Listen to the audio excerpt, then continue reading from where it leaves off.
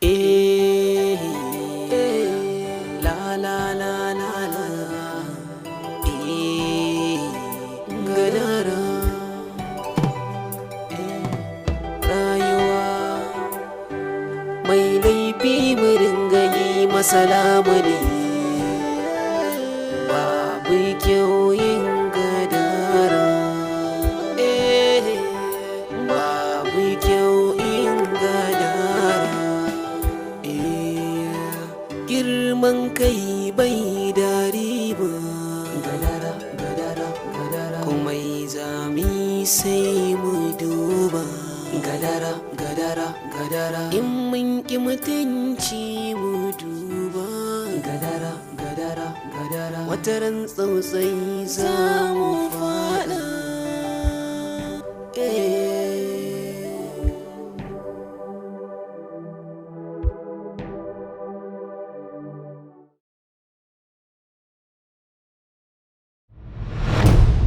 gadara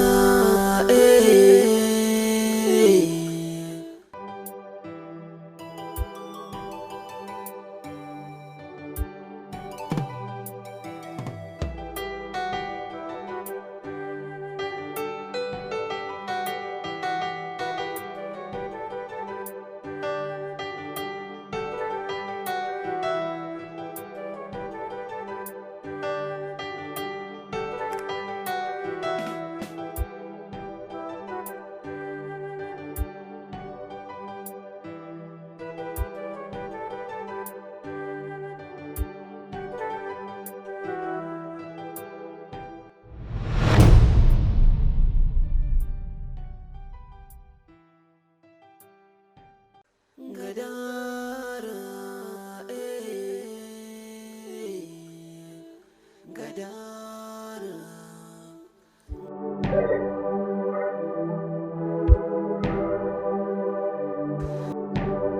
yanzu yana can? Yana can hajiya. Ok. Mani ko dai mutane sun daina jin tsoron mu ko kuma na zama talakar da bata da galihu a ƙasar nan. Ba ne mutum hajiya, san wannan ranar ba taɓa zuwa ba. Haka ba zai taɓa faruwa ba. rayuwa mai laifi mu ringa yi masa lamuni babu kyau yin gadara babu kyau Idan haka ne me yasa zamani ya zo min da abin da ban taɓa kawo shi a cikin takalmin tunanina ba? Kuma yana mamakin haka hajiya. Ko dai darajar mu ta fara zubewa ne a nahiyar nan? Na ba ta taɓa zubewa ba hajiya.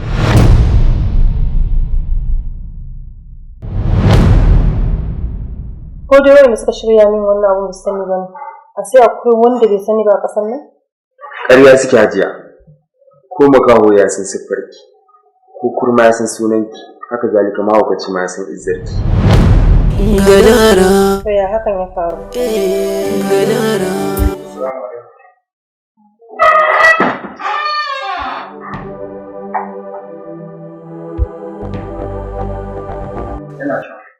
girman kai bai da riba Idan ba da Hausa ka yi magana ba sai in ce ban fahimce ka ba. Hajiya, na je abin ya bani mamaki gaskiya. Na je na kuma tarar da abin. gadara ga mai karfi ne gadara gadara gadara gadara gadara gadara gadara Wansa, mun kai da wannan shine da ya ga maka da kuka. Da gidan Hajiya Balaraba Jimeta nake. Ina tsammanin ku dama. Ina jin ka. Na so ne magana akan belinsa kafin magana ta tsaya daga yadda take. Waye kai? Ma'ana me matsayinka? Ni abokinsa ne, kuma ni wakilinsa ne. ni ne wanda mahaifiyarsa ta yi ko saboda an karɓi belin shi. Sai nake ganin kamar ba shi ne kamar da hankali a kai ba, saboda gudun bacin lokaci. Bata lokaci? Ai yana ɗaya daga cikin aiki na. Ina son bata lokaci. Idan baka shirya bani amsar tambayar da nama ba, ina da wani bata lokaci da zan je. Amma hanya ka gano wace ce kuwa? Wace ce ita? Me sunanta? Me matsayinta a wannan hukuma? Get out. Amma kar ka ƙirƙiri rigimar da tafi ƙarfinka daga rundunar da ba za ka iya kare ta ba. Ina son ganin Hajiya Balaraba in ta isa ta zo ta karɓe shi.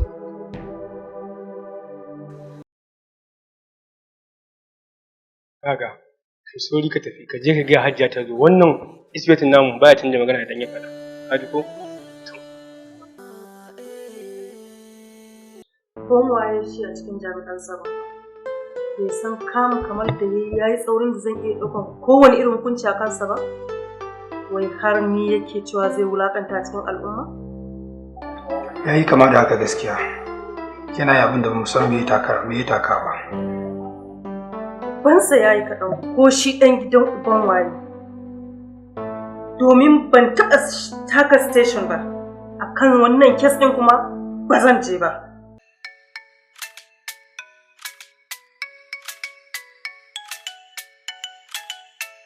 Waye ne?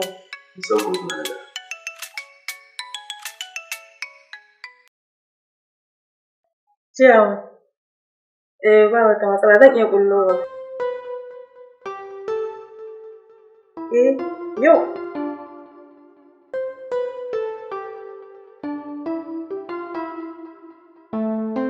Sadam. Ka san me yasa tun a baya na hana ka abokantaka da Kamal? Saboda ina ganin baka cancanta da shi ba. Rayuwarku ba iri ɗaya ba. Amma da na fuskanci cewa yana buƙatar ka, haka ne hakuri na bar ku tare. Ya kamata ka nuna min cewa bai yi asarar zaɓinka a matsayin aboki ba. Ni zan fita.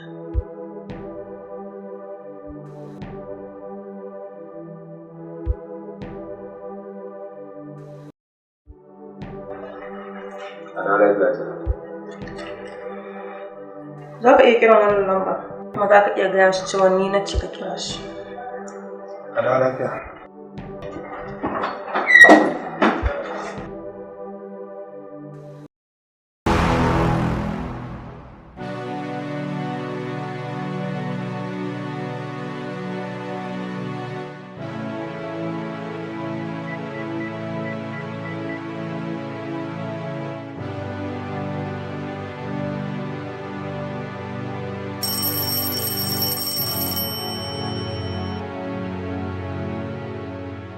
Hello? Sunana Sadam. Abokin Kamal yana Hajiya da Maita. Okay, to, masha Allah. Ya Hajiyar? Ba lafiya ba. Ta nemi na kira ka san da kai an kama yaronta. Ana kokarin ganin an wulakanta ta ga.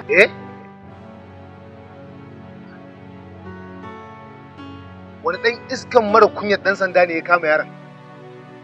Kaga, kwantar da hankalinka. Babu damuwa, bari zan kira ka nan da 'yan mintuna kaɗan, ina zuwa.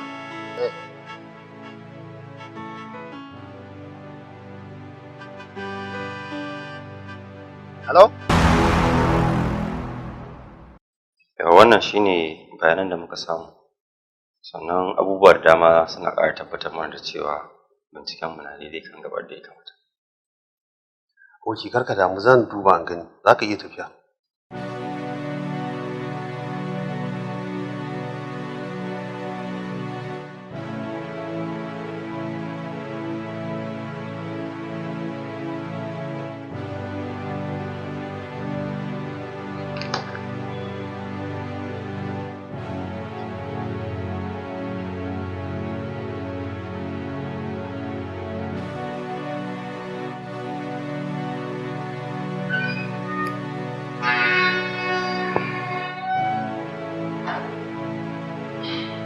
Ya zaman sabon wuri?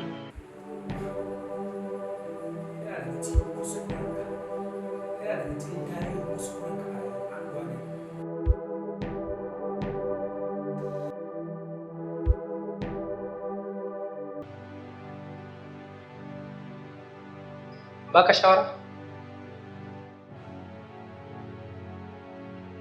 Ka kirkiro duk wata mugunta da ka sani. Ka koyi duk wani tozarci da ka sani ka yi mu. Saboda wannan dama da Allah ya baka. Duk duniya babu wanda ya taɓa samun rabinta. Ka ce ni na musamman ne. Don haka ka yi amfani da ita don gajera ce. Kuma ba ta sake dawowa ba. Ka yi sa'a hukuma tana ɗora ba a kan turbarta. Ba ta haka ba da uwar kama ba ta so ba za ta gani.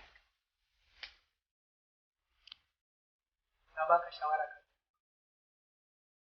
Don haka za ka yi nadama lokacin da adashi zai dawo uwar mai adashi.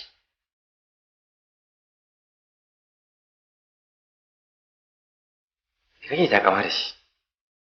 Mintuna kaɗan suka rage zuwa.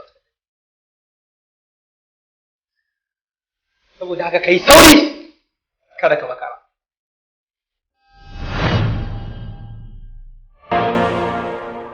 Ina iyaye masu son sama wa 'ya'yansu ingantaccen ilimin addini. Makarantar Aishatul Humaira Islamic School sun shirya tsab domin sama wa 'ya'yanku ingantaccen ilimin Arabiya bangarori daban-daban. Akwai bangaren tajwidi da za a dinga gabatar da shi a duk ranakun Litinin zuwa Juma'a da misalin karfe 2 zuwa karfe 5:45 na yamma. Sai bangaren tahfiz da za a dinga daukar darasi a ranakun Asabar da Lahadi da misalin karfe 8 na safe zuwa karfe 4 na yamma. Akwai kuma sashen ilimin bai daya da za a dinga gabatar da shi a ranakun Litinin zuwa Juma'a da misalin karfe 7:30 zuwa 12:30 na rana. Makarantar ta Aishatul Humaira Islamic School sun tanadi ingantaccen kayan koyo da koyarwa, haɗi da ƙwararrun malamai da za su ringa koyar da ɗalibai ilimin addinin musulunci da na zamani da tarbiyya domin su zamo masu biyayya ga iyaye da ma sauran al'umma. A makarantar Aishatul Humaira Islamic School sun tanadi tsayayyar wutar lantarki ga kuma wadataccen ruwan famfo, haɗi da na'urar tsaro ta CCTV domin sanya idanu akan al'amuran da ke gudana a makarantar. Akwai kuma ajujuwan ɗaukar darasi masu yalwa domin samar da ingantaccen yanayin koyo da koyarwa. Ga kuma masallatai ɓangaren maza daban mata daban. Sannan makarantar ta tanadi wadatattun makewayi masu tsafta domin kare lafiyar ɗaliban. Maza ku garzaya makarantar Aishatul Humaira Islamic School da ke Fuloti mai lamba 1100